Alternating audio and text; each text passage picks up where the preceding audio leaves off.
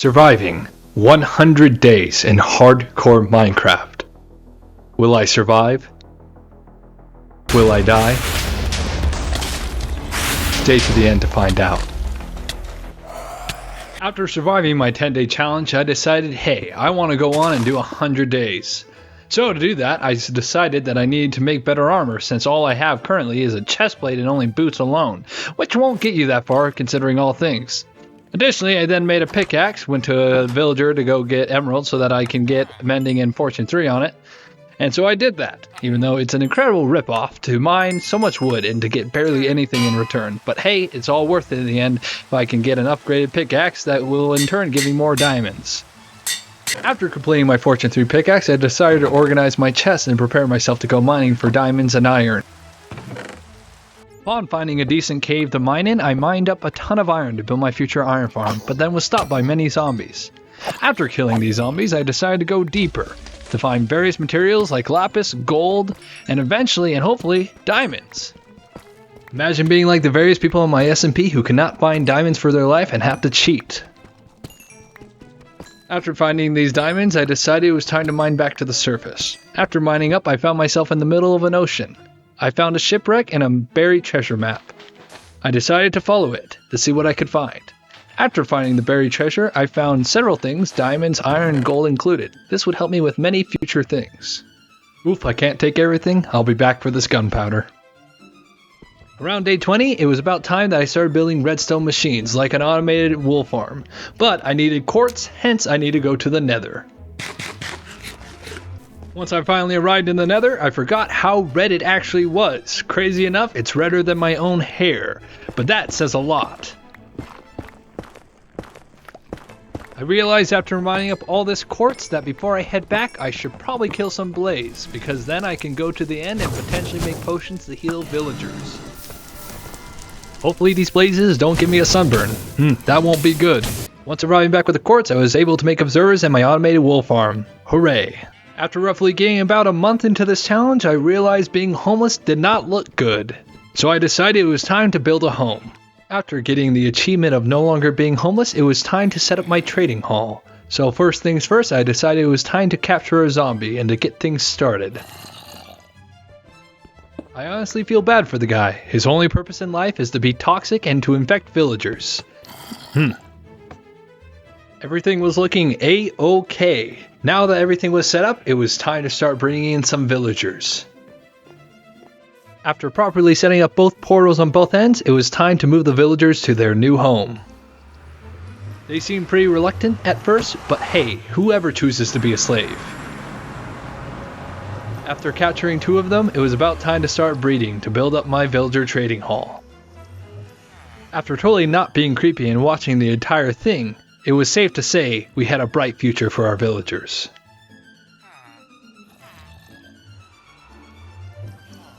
Aw, isn't he cute? Crap! After finishing my training hall, I decided to take a break from kidnapping people and work on a fireplace. Thoughts on the sandstone? After realizing I wasn't putting myself to enough challenge, I decided, hey, it was about time to start a raid. And with this, I could get a totem and potentially die less, if that were ever to happen. This definitely is not future foreshadowing. And there we go, we now have a totem. Take that, pillagers. Little did I know I would be eating those words from the pillagers, because they got their revenge on me.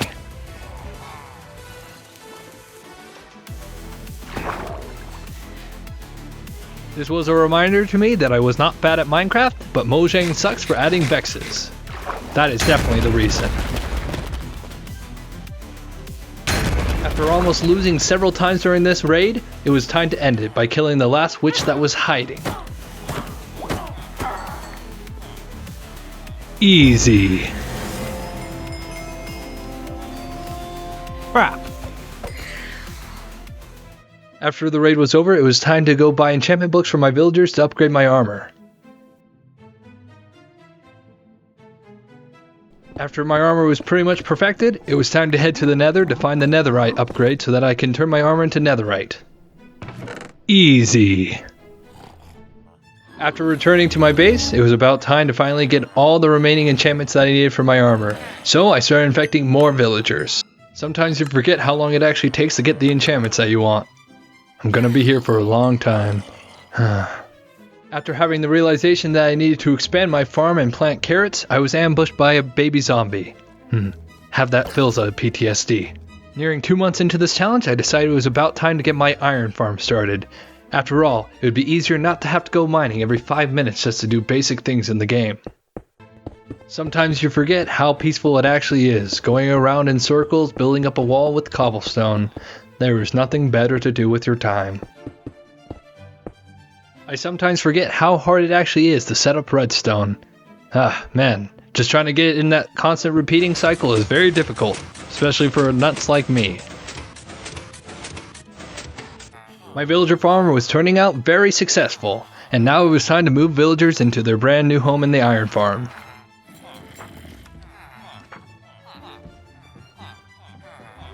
I realized after moving all the villagers, I was not recording any of that, and my deepest apologies to that, but here's the completed iron farm. Some of you might call this torture, but hey, if it gives me infinite iron and infinite ways to do infinite things in this game, then heck yes, I will burn 1,000 iron golems to do so. After the success of the iron farm, I decided to go mining and get a ton of diamonds, and here's what I have to show for it. After getting all these diamonds, I decided it was time to get back to upgrading my armor and getting it to its maxed out potential. While working on my armor, I realized it is now around day 72. With day 75 and day 100 coming closer and closer, it was about time that I started finishing up my house. Because the problem is, even though while it's raining, I don't even have a roof over my head, so all that rain is just coming down straight on me. The more and more I looked at my house, everything was coming together. Everything was looking great, and I loved it. Though Mr. Beast tried to do Save the Tree challenge, I needed to finish my home, hence why I needed to cut down millions of trees. Apologies, Jimmy. I still love you, man. No hard feelings. And dang, this is gonna take me a long time to finish. Hopefully I can get done with my house before this challenge is over. I then took a break from working on my house to mine for netherite. I really need to finish my armor and upgrade my tools. Once I got enough netherite for my diamond pickaxe and my armor, I knew I was ready to go. It was time to go home and smelt it all. I then took my own liberty to style up my own armor. I looked for which trim I liked the best, and I upgraded my armor to netherite.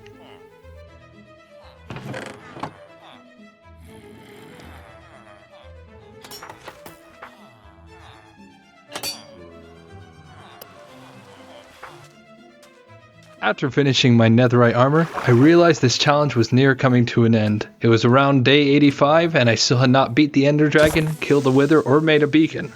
So, I took the liberty to go find the Ender Dragon and kill him, once and for all.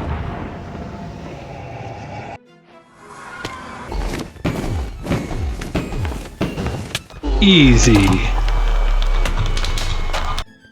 After successfully killing the Ender Dragon, it took me a couple days to find an end city. From there, I was able to easily go up it, fight it, kill a few shulkers, and then find myself a sweet elytra. Definitely going to be easy to fly home now with this bad boy. Once I got back with my elytra, it was time to finish up my house. I built up the remaining parts of the wall that were unfinished, and then I put a roof on it. Now the rain can never get to me again, and officially now, I am no longer homeless.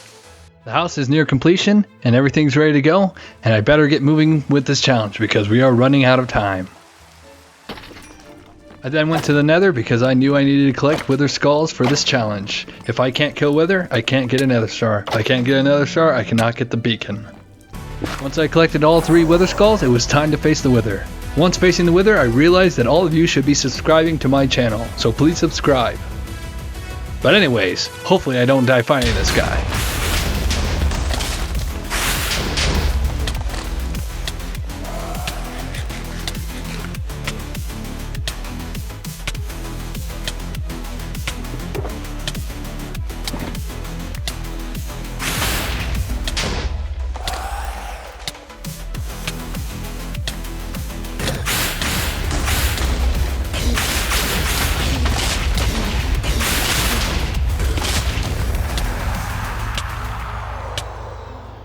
After beating the wither, I decided it was time to set up my beacon.